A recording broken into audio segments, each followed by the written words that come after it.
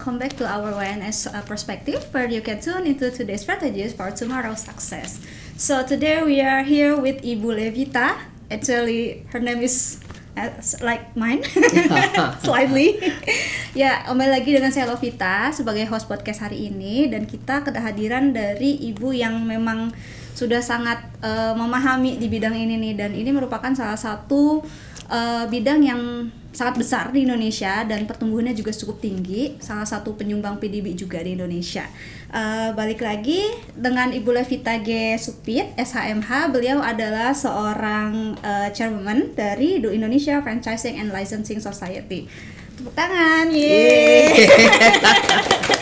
Boleh Ibu diperkenalkan dulu, mungkin Ibu sebagai apa di sana, dan cerita sedikit mungkin Bu tentang Wali ya. Wali. Halo semuanya, tadi udah diberitahu bahwa nama saya Levita G. Supit.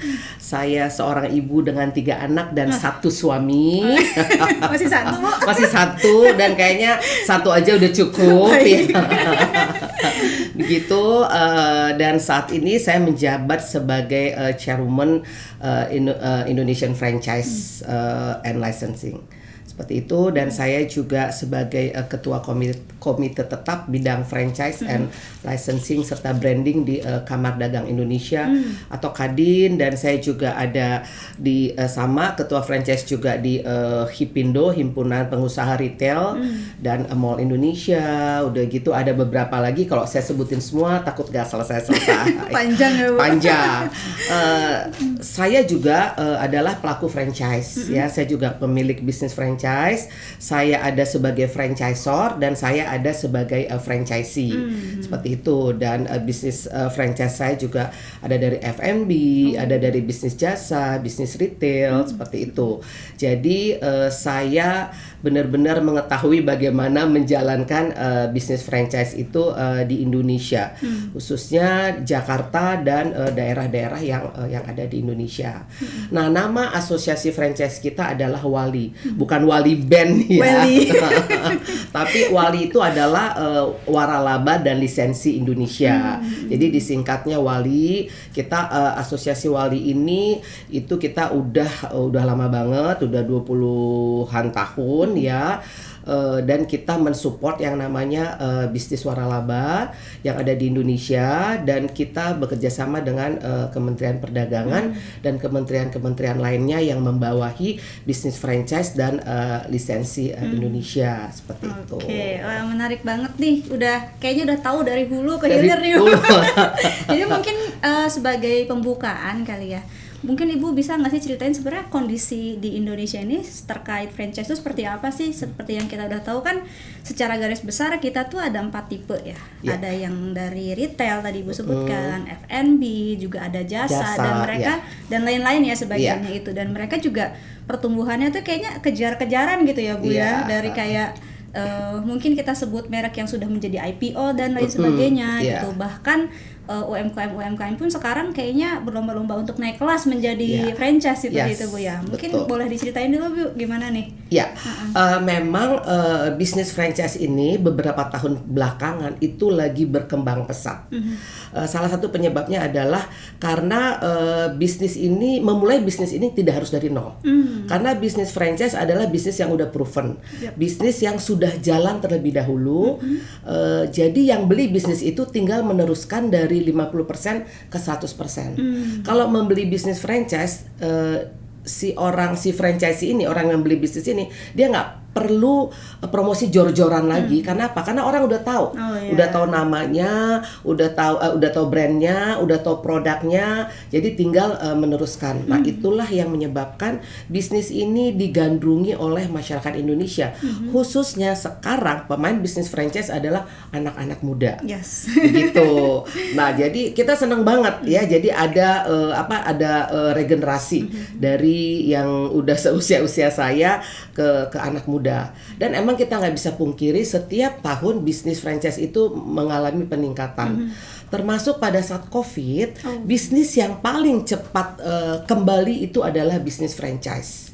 Seperti itu. Nah, jadi inilah yang membuat animo masyarakat terhadap bisnis ini besar sekali. Memang bisnis franchise yang paling tinggi ratingnya adalah F&B atau kuliner. Ya, betul. Ya, jadi kita lihat nih, nggak usah jauh-jauh di Jakarta, di daerah sini aja Sudirman, Senopati itu banyak sekali restoran-restoran. Jadi kenapa bisnis kuliner yang paling tinggi ratingnya? Karena gini, masyarakat nggak punya uang, boleh nggak belanja. Tapi urusan perut itu kan pasti jajan, tinggal disesuaikan kemampuannya. Nah, makanya itulah yang membuat bisnis ini akhirnya benar-benar maju dan berkembang. Lalu yang selanjutnya adalah bisnis jasa. Sekarang kan lagi musim kan yang namanya klinik kecantikan, spa. Nah, itu lagi trennya nih. Dan yang namanya klinik kecantikan itu sekarang bukan hanya untuk cewek aja, cowok pun udah kesana. Mereka mau istilahnya, Bu, saya kalau capek, saya refreshing, nggak mau jalan-jalan ke mall lagi, maunya treatment. Nah, jadi itu lagi trennya ke sana, sehingga membuat bisnis ini sekarang jadi booming banget. Bukan hanya kliniknya saja, tapi juga si kosmetiknya. Ya, dari kosmetik lokal bahkan sampai kosmetik dari luar. Itu yang lagi happening sekarang gitu. Jadi hingga pada saat ini bisnis franchise di Indonesia masih terus berkembang. Dan satu lagi, Indonesia tuh kan negara yang besar ya. Nah, jadi itu benar-benar marketnya itu huge banget gitu untuk kita buka bisnis di Indonesia. Jadi opportunity-nya tuh banyak besar, ya. Iya. Oke, Bu. Kalau tadi kan memang secara titik balik itu pertama kalau misalkan makanan tumbuh, karena siapa sih yang nggak mau jajan gitu ya. Betul. Nah, sekarang kan ini eranya udah digital nih, bukan hanya digital, semua kayaknya diposting dan lain-lain. Iya. Menurut perspektif Ibu dari dulu sampai sekarang sebeda apa sih, Bu, dalam hal mempromosikan atau pengaruh sosial media gitu Bu ya terhadap pertumbuhan franchise ini? Iya. Memang kita nggak bisa pungkirin ya, kalau dulu promosi itu kita ada ke media elektronik seperti TV atau ke koran seperti itu. Tapi ini udah bergeser nih, khususnya sejak COVID. Ya, sejak COVID itu benar-benar semua yang tadinya tidak punya media digital akhirnya mau nggak mau menjadi punya. Contohnya dulu kalau tidak semua dulu restoran memprovide kalau order makanan itu bisa melalui digital. Dulu kan paling telepon, Mbak mau pesan ini nanti diambil ya atau nanti dikirim ya gitu. Tapi kalau sekarang kan udah nggak perlu, melalui digital aja udah bisa order apa. Nah, itu memberi kemudahan bagi masyarakat. Jadi memang digital itu membantu bisnis untuk bisa lebih praktis menjalankannya. Udah gitu lebih aman, udah gitu menjadi media promosi yang menarik juga. Karena melalui digital itu sekarang orang udah siapapun dia, sekalipun tidak berlangganan, dia punya TV juga, dia nggak masalah karena kan itu media ada di handphone, ada internet langsung, di internet. Nah itu memang sejak COVID itu media digital semakin direspon baik oleh semua para pelaku usaha untuk memajukan usaha mereka, sehingga memudahkan para pelanggan mereka itu untuk mendapatkan produk-produk yang diinginkan di misalnya kalau di restoran tersebut atau di klinik tersebut seperti itu. Kalau dari tadi kan plusnya nih kita punya internet itu semua orang bisa akses, bisa lihat. Tapi sebenarnya secara kalau kita lihat lebih dalam itu Bu ya, semakin orang tahu berarti kan semakin tahu nih, oh ada misalkan yang jual jual es krim gitu, kan semua orang tahu semua brand nih Bu ya. Berarti kan di situ ada competitiveness nih. Pengaruhnya apa sih Bu terhadap si franchise tersebut dalam mengelola bisnisnya, apalagi dia menjaga nama baik tadi yang Ibu bilang bahwa franchise ini dari 50%, bagaimana ke 100%? Setiap cabang pasti akan berbeda dong. Betul. Kalau dari perspektif itu seperti apa nih? Jadi gini, memang sekalipun promosi melalui digital melalui Instagram dan yang lainnya, tentu yang perlu harus diperhatikan adalah kualitas produknya. Ya, jadi kualitas produk. Udah gitu yang kedua adalah jangan hari ini makanannya enak, besok makanannya berbeda. Jadi emang itu mengharuskan mereka harus punya SOP. Mereka mempunyai SOP supaya mempertahankan kualitas produk mereka, mempertahankan cita rasa mereka seperti itu.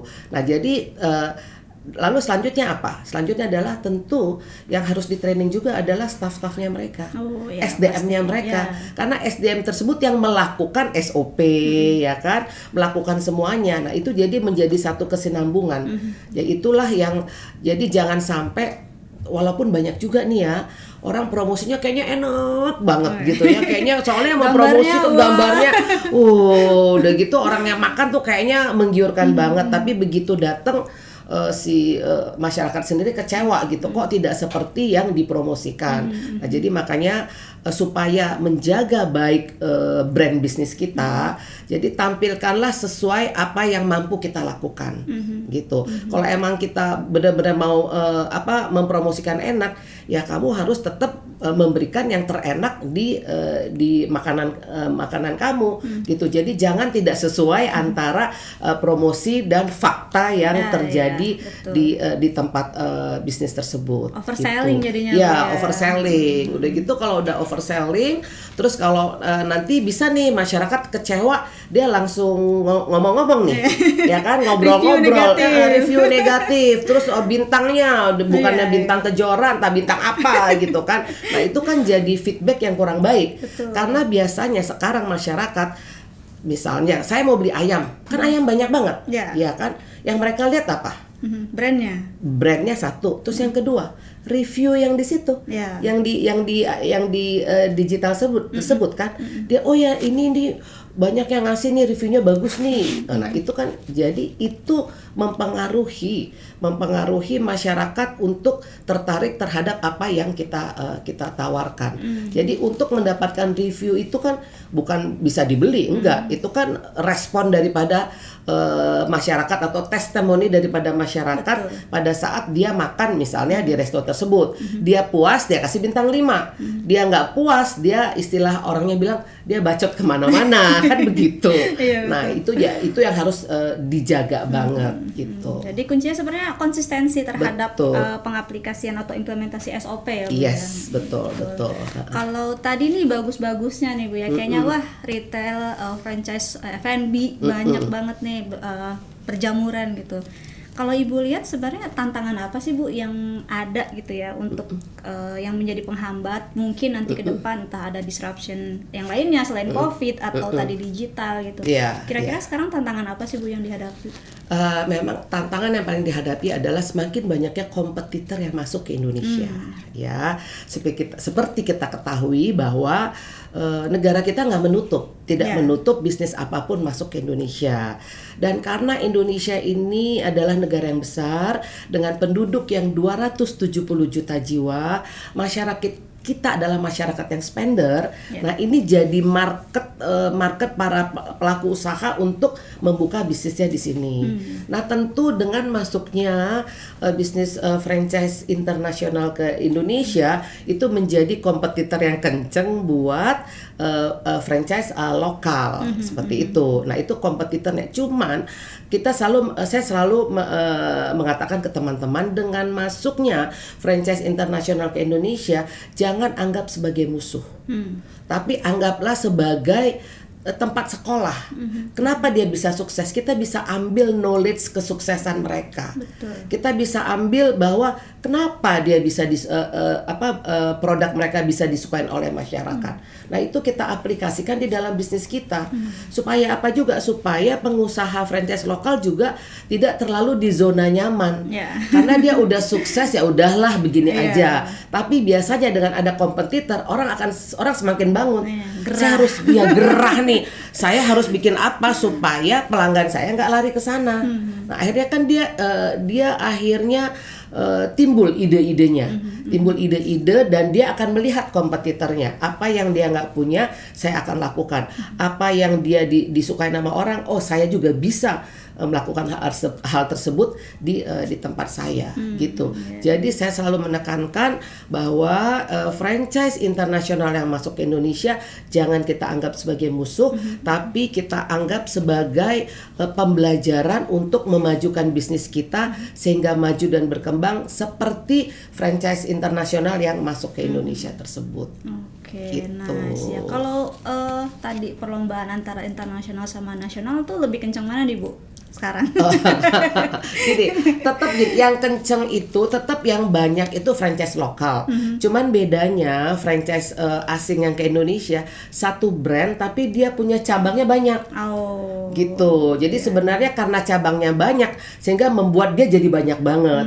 Nah, kalau brand lokal satu cabang kan belum tentu dia punya misalnya 1 brand belum tentu dia punya 500 cabang. Tapi banyak kitanya gitu, banyak brand-brand lokal. Dan brand-brand lokal kita juga nggak jago kandang loh. Brand lokal kita juga banyak yang sudah buka di mancanegara. Paling deket udah ada masuk Singapura, Malaysia, Vietnam, Korea, Filipina. Itu kita udah masuk. Termasuk Amerika juga kita bisnis franchise Indonesia udah masuk. Boleh di-spill Bu, apa?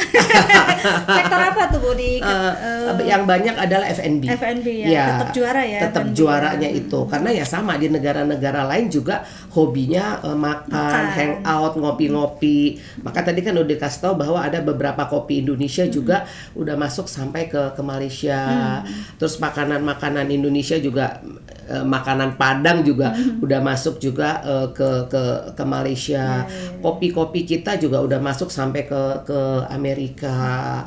Terus bisnis apa? Bisnis klinik kita juga, spa kita udah masuk ke Malaysia sampai ke Afrika juga sudah masuk gitu. Jadi kita bangga bahwa bisnis waralaba atau franchise lokal itu sudah bisa go internasional. Oke. Tadi kita udah sempet ya Bu ngomongin tentang kualitas nih. Ngomongin kualitas kan nggak mungkin nih nggak ada yang mengakui. Nah, kalau dari peran dari Wali ini sendiri apakah kayak oh ya nanti kita kalau ada yang mau naik kelas, mari kita berikan license pelatihan dan lain atau seperti apa tuh Bu ya? Iya, memang kalau misalnya UMKM yang udah terkurasi ya kita anggap bahwa dia siap untuk naik kelas, biasanya kita akan berikan pelatihan-pelatihan, kita akan berikan bimbingan dan informasi-informasi. Selain itu juga Kementerian Perdagangan juga mereka memberikan juga seperti tadi pelatihan-pelatihan, knowledge semuanya. Nah, itu diberikan oleh Kementerian Perdagangan dan Kementerian Perdagangan juga akan memfasilitasi setelah mereka dilatih ya, setelah mereka dipersiapkan benar-benar bisnisnya sudah menjadi bisnis franchise, mereka diikut sertakan di dalam Expo Franchise. Seperti itu. Jadi kalau udah masuk Expo Franchise dia kan ruang lingkupnya lebih besar dong, ya kan, si pengunjung yang begitu banyaknya bisa tahu bahwa bisnis tersebut sekarang sudah franchise gitu, dan masyarakat mempunyai kesempatan untuk membeli franchise daripada bisnis tersebut seperti itu. Berarti udah proven gitu ya? Iya, udah proven. Jadi banyak pihak yang mensupport ya. Kita dari Wali mensupport, Kadin juga mensupport supaya UMKM itu bisa naik kelas. Karena UMKM tersebut adalah sebenarnya cikal bakal pelaku bisnis franchise. Itu bisnis franchise yang besar-besar itu juga awalnya kan dari UMKM juga ya. Cuman kan karena mereka benar-benar konsisten sehingga bisnisnya bisa naik kelas menjadi bisnis franchise gitu. Ngomong balik lagi nih soal kompetisi itu banyak banget. Salah satunya barang-barang yang dari China atau memang sekarang banyak deh brand minuman dari China, nggak usah ditit tapi memang itu udah rahasia umum. Negara ini memang lumayan raksasa ya untuk memberikan, entah itu dia mengimpor barang, jual barang mereka, produksi mereka. Bahkan kemarin kita ada studi juga tentang ice cream. Mereka pun juga sebenarnya buka franchise tapi supply chain-nya itu memang integrate dari sana gitu Bu. Jadi bukan produk Indonesia lagi gitu. Itu gimana sih Bu, kok China ini bisa menguasai pasar? Gimana nih Bu kondisinya? Iya, gini, memang kita sekarang banyak dikuasai oleh China. Karena apa ya, satu, produk China kan lebih murah daripada produk kita. Kalau ditanya kenapa sih kok bisa lebih murah sana daripada di sini Bu? Karena di sana untuk pembayaran SDM-nya lebih murah dari kita. Ya, betul. Jadi kalau misalnya cost untuk SDM-nya dan fixed cost lainnya rendah, udah otomatis harga jualnya juga akan lagi murah. Nah, jadi mereka masuk ke sini ya dengan menawarkan harga yang murah.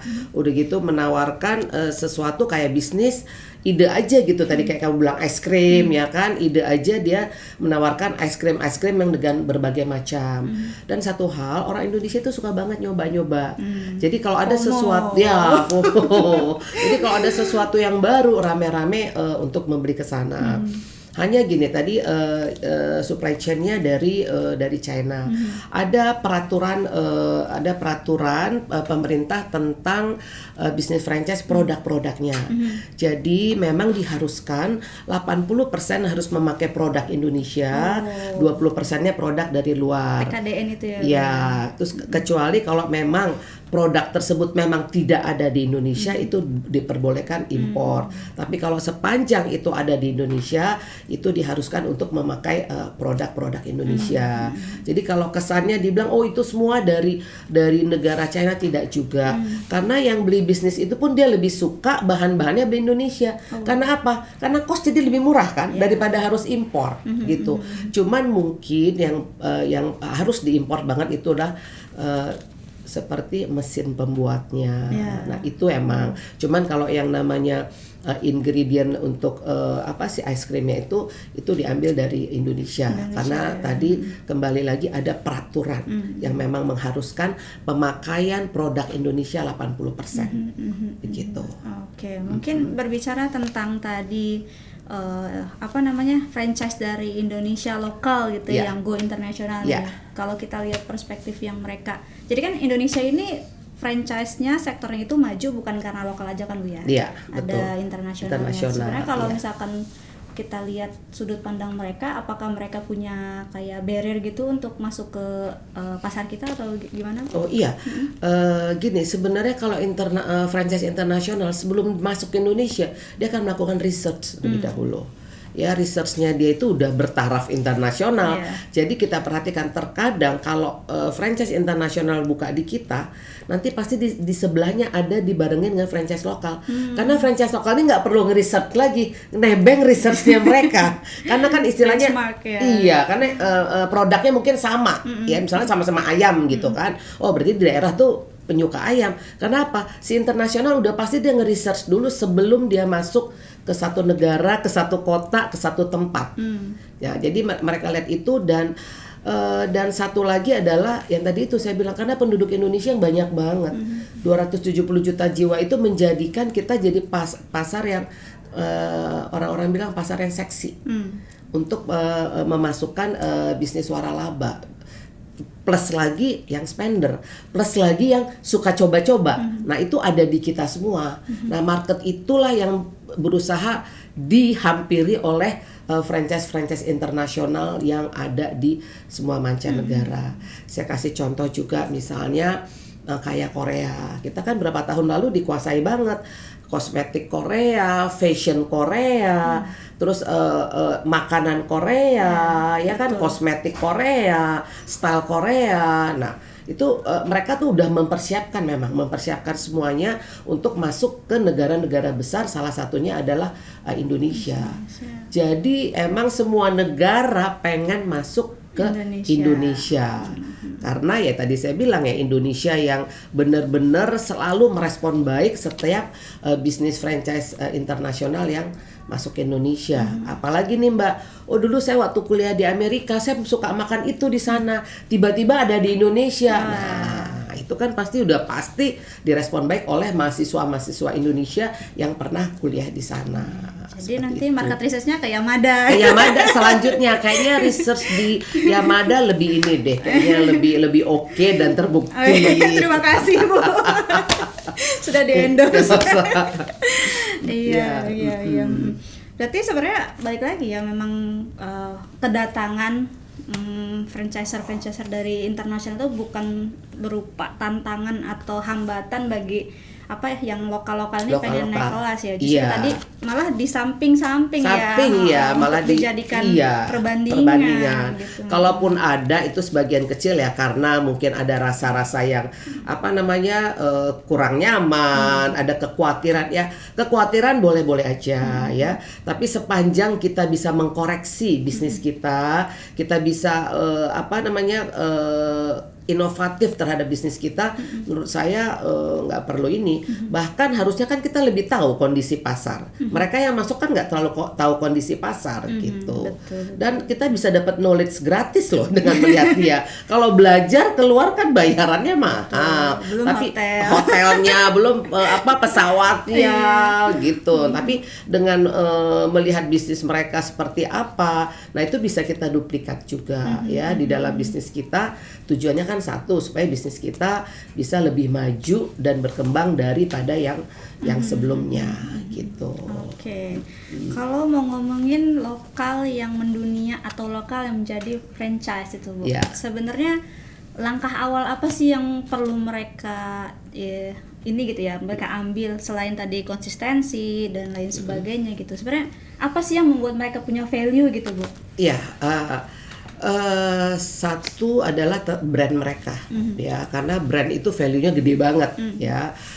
Once brand mereka itu istilahnya terkenal di negara kita, pasti negara lain akan melihat bahwa brandnya mereka itu benar-benar berkembang di Indonesia, sehingga kalau mereka buka di negara mereka, hal itu pun bisa terjadi.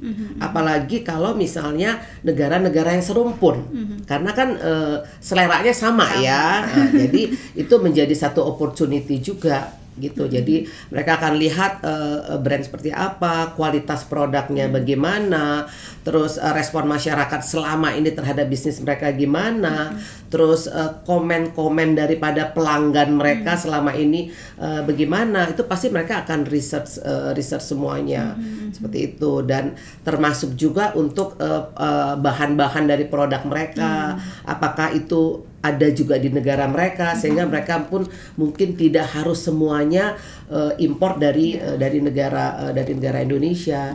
Bisa itu yang mereka lihat. Dan saya juga mau sharing nih, ada satu bakery Indonesia, dia tuh adanya di Jawa Timur. Cuman bakerynya itu dia seperti salah satu bakery yang ada di Indonesia dari Malaysia juga. Ya, dia bikin agak mirip dan dia berkembang, dan akhirnya dia dibeli master franchise-nya oleh Timur Tengah.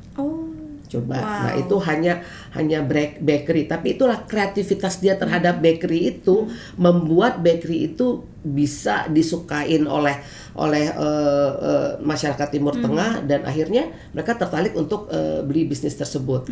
Mereka akan lihat yang lainnya lagi adalah mereka akan lihat produknya. Ya kan, apakah produknya itu bisa masuk ke negara mereka. Apakah negara mereka mau nih, suka nih. Nah, kalau tadi saya bilang si roti ini, pasti Timur Tengah suka, karena kan mereka suka minum kopi. Kopi sama roti cocok gitu. Makanya ada satu bisnis donat Indonesia juga sudah sampai ke Timur Tengah. Itu digandrungin banget sama mereka. Itu. Nah, itulah jadi nunjukin bahwa ya berarti mereka emang tertarik dengan produk-produk kita seperti itu. Nah, itulah yang membuat mereka akhirnya terinspirasi untuk mengambil bisnis franchise kita buka di negara mereka. Sebenarnya nggak perlu yang aneh-aneh banget sih, Bu. Betul, ya. Donat gitu kan. Ya itu makanya donat saja bingung. Donat udah buka di sana, ada di airport, udah gitu ada di kotanya. Setelah itu malah pengusaha masih nanya ke saya lagi, Bu, ada nggak yang seperti ini lagi? Gitu loh. Nah, makanya itu uniknya, rasanya, ya rasa yang kira-kira masuk bisa ke masyarakat di negara tersebut. Nah, itu pasti akan lebih mudah menawarkan produknya gitu. Alright, sekarang ini Bu, kita ngomongin tentang kemajuan teknologi. Ya. Tadi udah ngomongin adanya Twitter, Facebook, TikTok, itu udah semua orang udah tahu lah. Tapi sebenarnya dari sisi teknologi, apa sih yang mendukung para franchise ini bisa semakin lebih agile lah sama pertumbuhan yang ada di Indonesia maupun di dunia, lebih adapt gitu kan sama banyak disruption itu gitu. Kalau dari Ibu gimana, Bu? Iya, sekarang kan lagi trennya itu ya, TikTok ya. Nah, trennya TikTok, Instagram, saya lihat tuh emang salah satu promosi yang jitu. Karena kayaknya seluruh masyarakat Indonesia tuh punya account di TikTok ya. Nah, jadi kalau kita lihat memang apa namanya, feedback yang didapat oleh si pengusaha tersebut bagus sekali. Yang tadinya orang tidak tahu tentang istilah, contohnya restoran, orang nggak tahu tuh restorannya ada di pelosok sana, orang nggak tahu bahwa makanan dia enak, orang nggak tahu bahwa interiornya bagus tuh buat foto-foto. Tapi dengan hadirnya di TikTok itu akhirnya membuat orang yang jauh menjadi deket, gitu kan, karena tahu nih, oh ada di daerah, misalnya di orang yang di selatan, oh di harus ke BSD begitu. Atau saya pernah tuh, saya ada di kafe di daerah Kemang, saya ngobrol sama pengunjung lain tuh, restoran anak muda. Kamu dari mana? Saya dari Bekasi, katanya. Wow, dari Bekasi ke Kemang, notabene Jakarta Selatan gitu. Dari planet lain. Iya, dari planet lain. Terus habis itu saya nanya lagi sisi kiri, karena anak muda kan. Kamu dari mana, Dek? Dari Depok. Wah, terus saya bilang, kenapa harus jauh-jauh ke sini ya? Ya soalnya kan nggak ada di Bekasi, Bu, kan nggak ada di Depok. Oh gitu. Iya, Bu, soalnya kemarin pengunjungnya ada yang tayang di TikTok, jadi mereka tertarik. Lihat apa, tempatnya bagus banget, keren banget tuh, berasa di New York gitu, ya kan, karena restorannya itu restoran pizza New York. Jadi dibikinlah interiornya tuh style New York. Nah, itulah yang membuat orang tertarik. Selain emang pizzanya enak juga ya, style New York, tapi interiornya itu mendukung banget. Nah, begitu dia ada orang yang happy, dia masukin ke Instagram lah, ke TikTok lah. Nah, itu kan jadi booming banget. Sebenarnya emang itu salah satu efek yang baik sih. Cuman maksudnya setelah banyak pelanggan yang datang, nah itu yang harus dijaga, di-maintain gitu loh, supaya orang mau balik kembali. Karena dalam satu bisnis ini mendatangkan tamu lebih gampang daripada menyuruh tamu balik atau mempertahankan tamu, itu lebih susah. Nah, jadi manakala bisnis kita udah istilahnya udah mendunia di Indonesia ini dan semua orang tahu, nah kita harus menjaga supaya bisnis kita itu tetap sesuai dengan SOP-nya, terus konsisten dengan produknya, dengan rasanya, dengan servisnya. Nah, itu semua menjadi satu kesinambungan gitu. Jadi memang sekarang lebih gampang ya dengan adanya si TikTok tadi, si Instagram, ada Facebook ya. Itu mempermudah untuk kita mempromosikan bisnis kita. Jadi orang yang bisnisnya ada di Jakarta tapi orang di Kalimantan juga bisa tahu tentang keberadaan bisnis tersebut. Sehingga pada saat mereka jalan-jalan ke Jakarta, udah pasti dia akan datang ke tempat bisnis tersebut. Sama juga misalnya yang ada di Medan. Di Medan kan dipromosikan, ada makanan enak, ada ini. Once orang jalan-jalan ke Medan pasti akan mampir ke sana. Nah, jadi itulah salah satu feedback bagus yang diterima oleh pelaku usaha untuk mempromosikan bisnis mereka. Walaupun banyak nih, Mbak, yang hanya karena banyak followernya untuk nambah, ini dia mempromosikan satu bisnis yang sebenarnya bisnis yang dia promosikan itu tidak sesuai, faktanya tidak sesuai dengan apa yang dia promosikan. Nah, itu akan berdampak buruk terhadap brand daripada bisnis tersebut. Jadi melalui medsos ini, satu, bisa membuat bisnis menjadi lebih maju dan berkembang. Yang kedua, bisa bikin bisnis kita lebih terpuruk. Karena mungkin pernah dengar waktu itu ada satu toko yang si influencer ngomong sedikit tentang toko tersebut negatif, langsung viral dan jadi sepi. Sepi banget, dan sepi-sepinya, saya nggak mau sebut brandnya, tapi itu jadi sepi banget, nggak ada pengunjungnya, berdampak ke bisnisnya menjadi lesu dan mau tutup. Semua itu, Bu. Iya. Se-franchise satu brand itu. Satu brand ya. Karena apa? Karena brandnya itu kan udah jelek, jadi semua kena dampak. Betul gitu. Sih. Nah, jadi ada positif dan negatifnya dengan adanya digitalisasi atau medsos yang sekarang beredar, yang lagi menguasain semuanya seperti itu.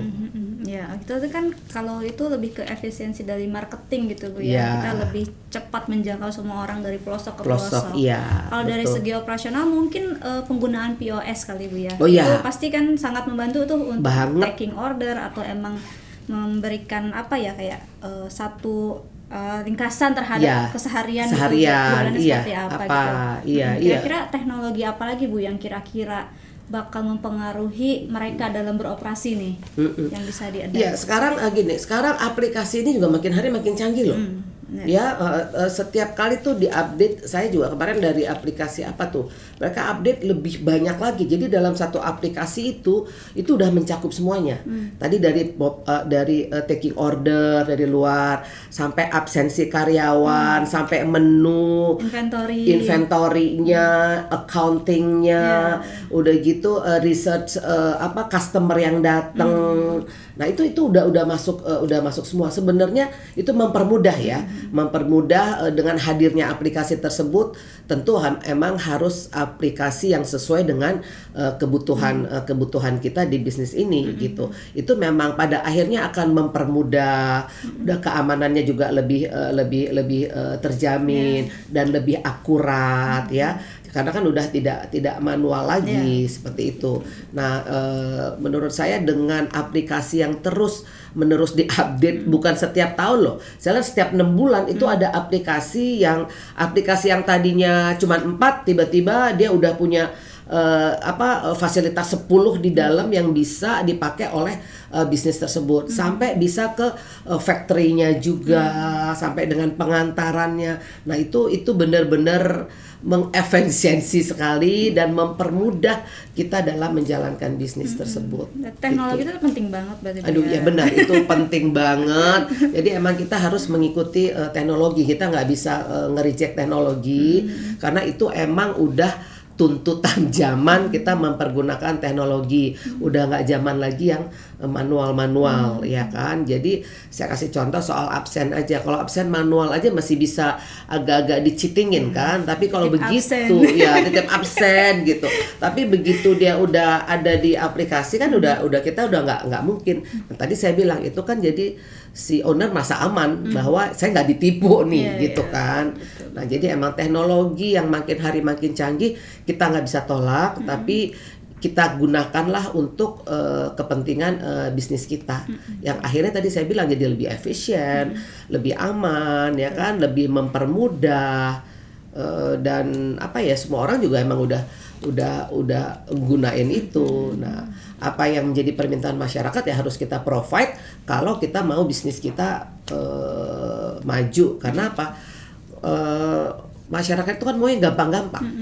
Kalau yang susah-susah dia males. Walaupun kadang-kadang produknya enak, tapi ribet, udah nggak usah gitu loh. Nah jadi itu yang harus kita antisipasi, karena tujuan kita membuka bisnis kan juga memberikan service yang terbaik buat pelanggan kita, supaya mereka dapat service yang baik, dapat produk yang baik, dan mereka bisa enjoy menikmati itu semua di tempat kita. Dan itu menjadi satu ajang promosi yang baik. Itu orang kalau udah ngomong satu tuh panjang banget loh promosinya ya. Kalau ngomong yang positif, yang negatif juga gitu, akan cepat juga.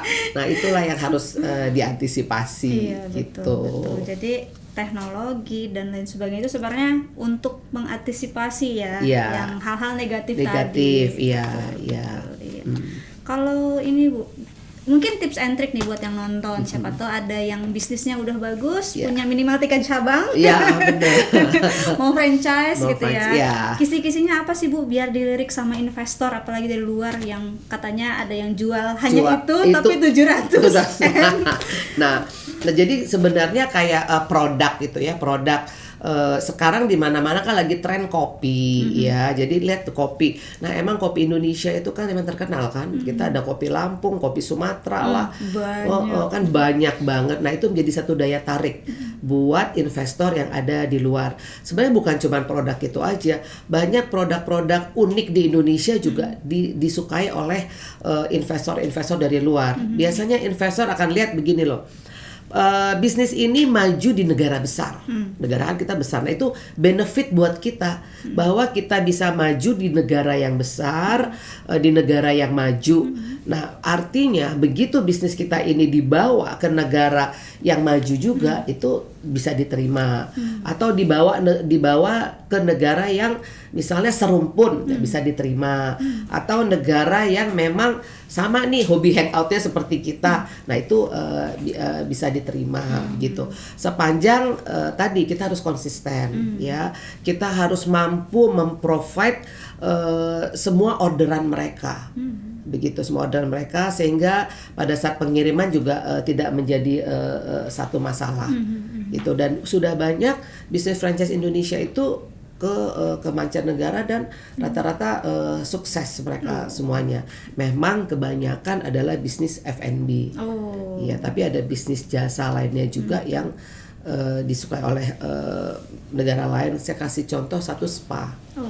Spa Indonesia ini kan jago banget ya. Kita kan spanya enak banget. Jadi orang-orang dari luar tuh suka sama spa kita. Spa kita udah dibuka di Afrika dan sukses banget di sana. Tapi unik ya Afrika, Bu ya. Iya, Afrika karena kan dia suka di massage gitu kan, spa. Nah, itu di mereka nggak ada. Terus kita kan kaya akan rempah-rempah. Nah, itu yang akhirnya membuat kenapa spa Indonesia terkenal. Satu, massage kita yang enak banget. Massage kita ada gaya Bali, gaya Kalimantan, Sumatera, Sulawesi ada, dan disertai dengan rempah-rempah. Rempah-rempah kita juga ada dari Medan lah, ada dari Aceh, ada dari Manado. Nah, itu menjadi daya tarik tersendiri. Sehingga tadi massage ditambah dengan rempah-rempahnya itu menjadi satu bisnis yang kayaknya emang disukai semua orang ya. Kita kasih contoh satu Bali. Bali kan spanya sukses banget di sana. Karena orang-orang turis-turis sana kan hobi spa. Karena buat mereka orang Indonesia itu kalau massage bener-bener massage-nya dengan dengan tenaga yang kencang. Dibandingkan kalau kita spa ke tempat lain tuh massage-nya tuh kayak cuman asal-asal gitu loh, kurang dari hati gitu. Kalau kita kan enggak, kan kita kan ada tipe-tipenya. Awal-awal harus seperti ini dulu, ada step-stepnya, seperti ini. Nah, itu kan memberi kenyamanan, relaksasi. Nah, itu yang membuat akhirnya spa Indonesia itu terkenal ke semua negara gitu. Bukan hanya F&B ternyata. Bukan ya, F&B, spa kita juga loh, jangan salah loh. Seperti itu. Sama juga klinik-klinik juga kan, kecantikan, kosmetik. Karena orang-orang Indonesia kan memang cantik-cantik ya. Jadi mereka menganggap bahwa wah ini efek daripada produk Indonesia gitu. Mereka nggak tahu, mungkin orangnya udah dari lahir cantik kan, nggak tahu juga ya. modelnya. Tapi direspon baik juga sih, bagus ya, karena Indonesia kan terkenal dengan dengan hasil tanaman kita ya, tadi rempah-rempah atau apa segala itu kan bisa masuk di dalam kosmetik. Sama juga kayak white tea itu kaya akan vitamin C. Sehingga pada saat dia dijadikan kosmetik itu bagus buat kulit kita. Karena kan kulit bagus untuk mencerahkan kan, untuk glowing. Nah, itu juga salah satu karena Indonesia adalah negara penghasil teh terbesar. Nah, itu juga dibuat sebagai bahan daripada kosmetik, Mbak. Ada bahan kosmetik, ada bahan untuk untuk kita berendam di bathtub. Nah, jadi banyak hasil agriculture Indonesia bisa dibuat untuk untuk produk-produk yang dapat dibisniskan. Betul, ya. Baik, menarik. Oke, kalau buat nih brand-brand yang masih merintis nih, Bu ya, kira-kira sebenarnya mereka arah pengadaptasian dari teknologi itu lebih kemana sih, Bu, sebenarnya biar bisa makin meningkatkan efisiensi mereka gitu? Ya, memang UMKM ini mereka udah sukses lah di ininya mereka ya.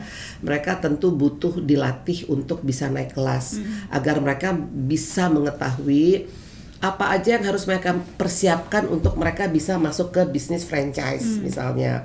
Contohnya tadi tentu pasti dengan pemakaian digitalisasi itu harus banget karena kan akan mempermudah ya, akan mempermudah begitu. Terus mengajarkan mereka juga untuk bisa konsisten. Karena konsisten itu agak-agak susah ya. Agak-agak susah. Susah disiplinnya. Ntar tempo-tempo buka, tempo-tempo enggak. Terus tempo-tempo produknya bagus, tempo-tempo agak kurang. Nah, konsistensi itulah yang akan diajarkan ke mereka. gitu, konsistensinya, udah gitu SDM-nya, terus menjaga produk mereka supaya bisa tetap bagus, seger, sehat dan tidak terkontaminasi yang lain, itu juga harus diajarkan mereka. Dan untuk sistem menjalankan bisnisnya juga kan berbeda UKM dengan bisnis yang udah naik kelas itu ya, itu akan diajarkan juga sistemnya seperti apa sih. Jadi udah nggak seperti kamu kalau UMKM itu kadang-kadang uang omset tempo-tempo bisa dipakai untuk uang dapur kan begitu ya kan. Ini kita akan diajarkan bahwa nggak boleh. Yang namanya omset bisnis itu ya harus untuk bisnis itu running gitu. Kita nggak bisa untuk pinjam dulu lah untuk belanja dapur saya, pinjam dulu lah untuk bayar uang sekolah anak saya, itu nggak boleh gitu. Berarti loh. belum masuk kriteria dong. Belum masuk kriteria. Jadi emang tadi konsisten, udah gitu mereka juga emang harus bener-bener concern bahwa restoran mereka yang baru ini mereka tidak bisa menggunakan apapun dengan semena-mena. Karena ada SOP yang harus mereka ikutin. Ya, SOP itu yang paling harus dipegang oleh mereka. Dan semua SDM mereka akan di training agar dapat dan mampu menjalankan SOP itu secara baik dan benar. Contohnya misalnya pada saat misalnya restoran ya, restoran mau masak goreng gitu, ngegoreng aja. Untuk minyak goreng itu nggak boleh dipakai misalnya lebih dari 5 kali ngegoreng. Kalau kita itu kan ya 10 kali, yang penting minyaknya belum hitam kan gitu kan. Sayang gitu. Kalau di franchise nggak boleh.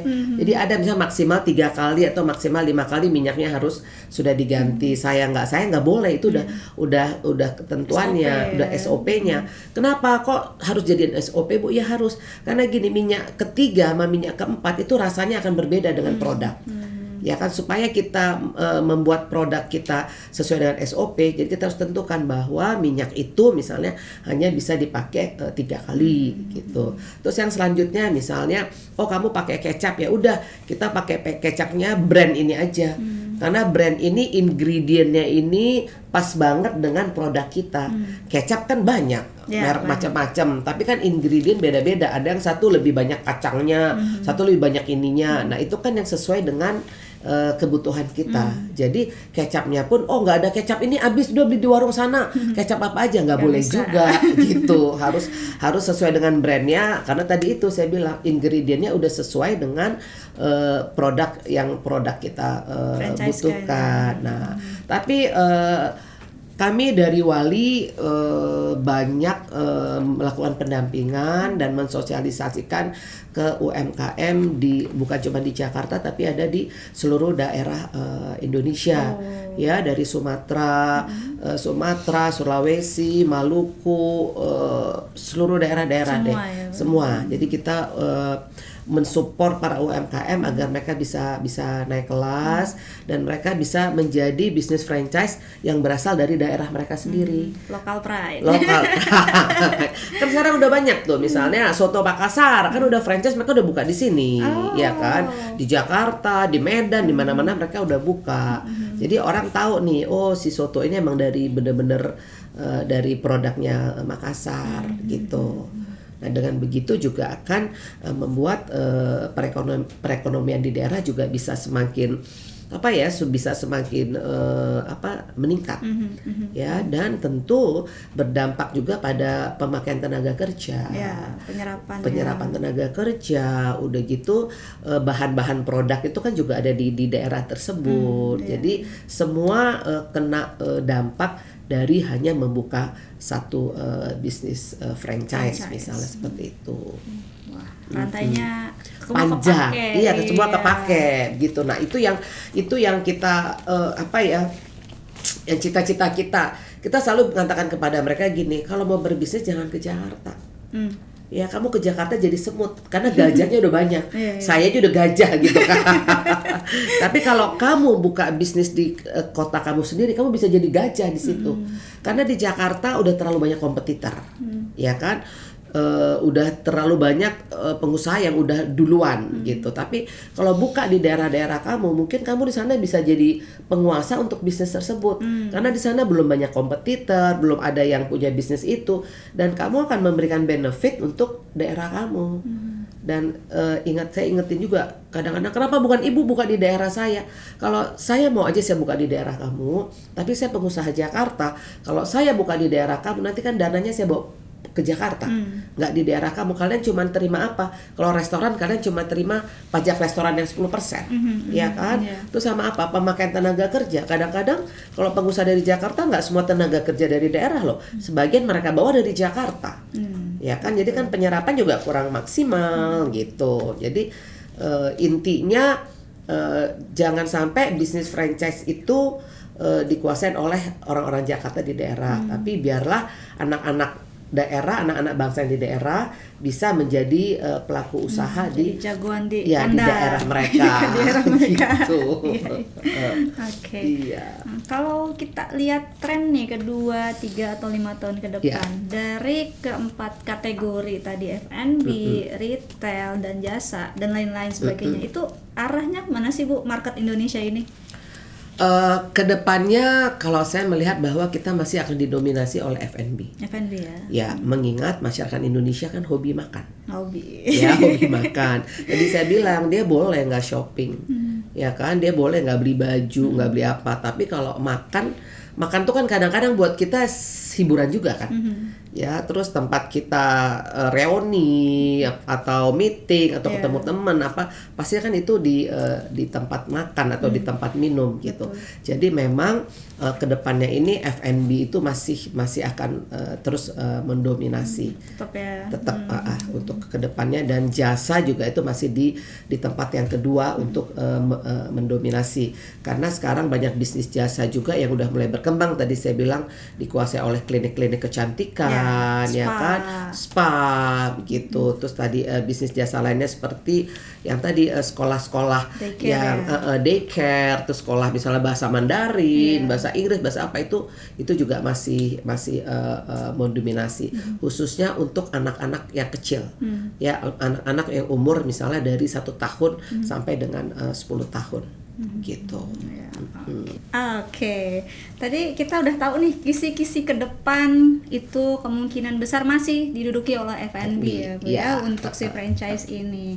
Boleh nggak sih Bu kita kasih pesan atau apa ya, kayak wejangan nih, apalagi tadi kita udah cerita di belakang sebenarnya bahwa memang pelaku franchiser ini atau franchisee ya disebutnya itu malah anak muda gitu ya. Nah, boleh kali dikasih pesan-pesan untuk kita nih. Iya, memang tahun-tahun terakhir ini anak muda pengen menjadi entrepreneur.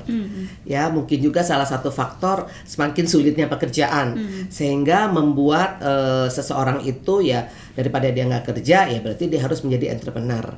Dan solusi yang diambil oleh entrepreneur adalah supaya tidak memulai segala sesuatu dari nol, akhirnya mereka mengambil yang namanya bisnis franchise.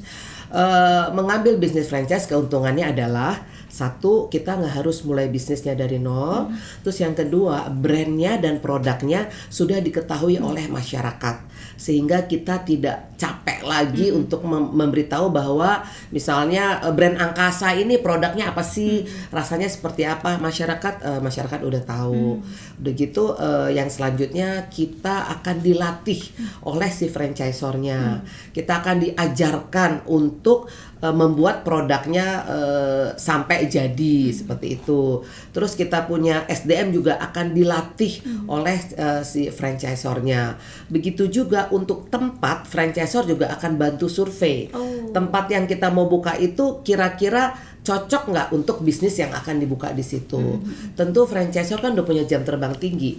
Jadi dia akan tahu bisnis itu bagusnya buka di mana, seperti itu. Saya kasih contoh misalnya, buka bisnis bisnis makanan cemilan, bisa buka mungkin di dekat sekolah, di dekat tempat les. Nah, itu franchisor akan mensurvei tempatnya terlebih dahulu.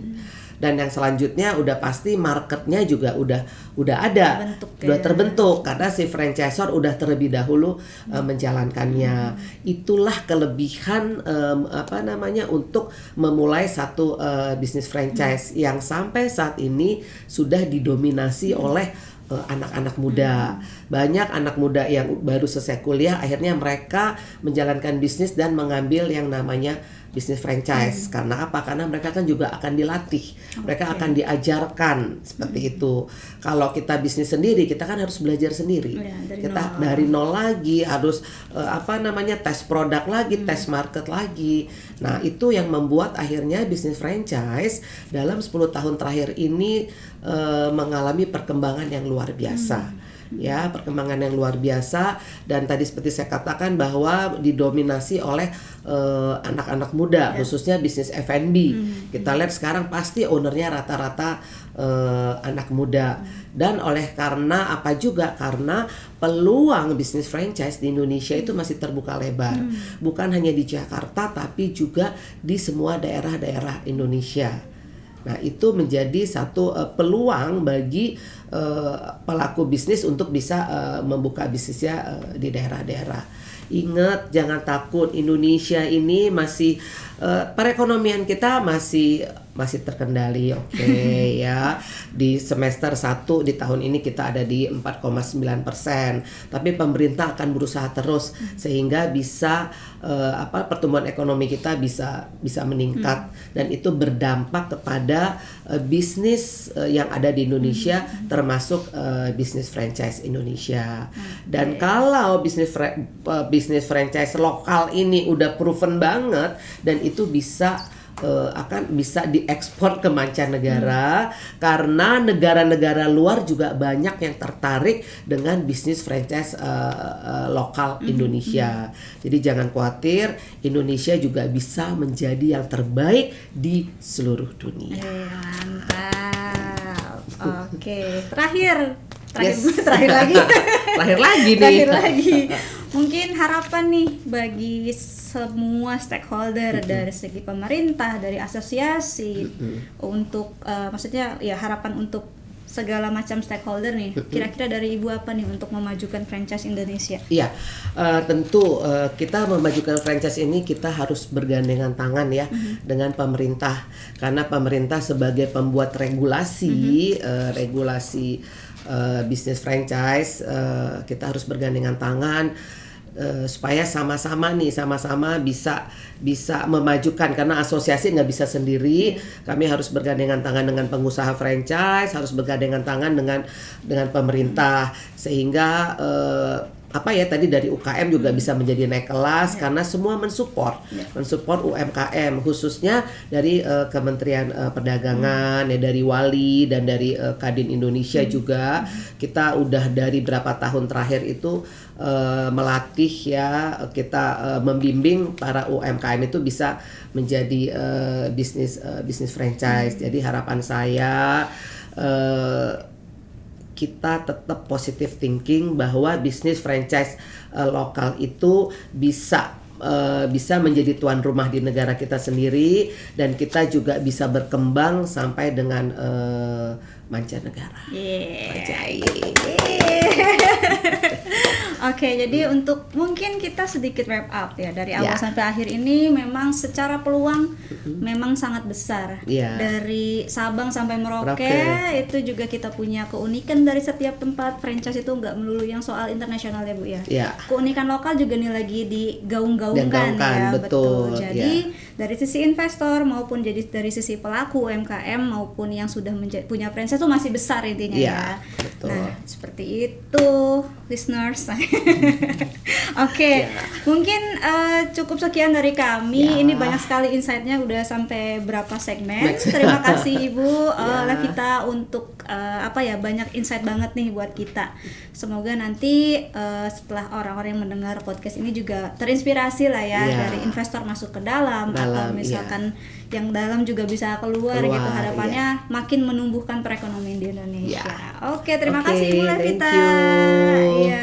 Oke, sekian dari kami. Jangan lupa untuk like, comment, and subscribe di YNS Perspective, dan jangan lupa ditunggu di episode selanjutnya. Dadah.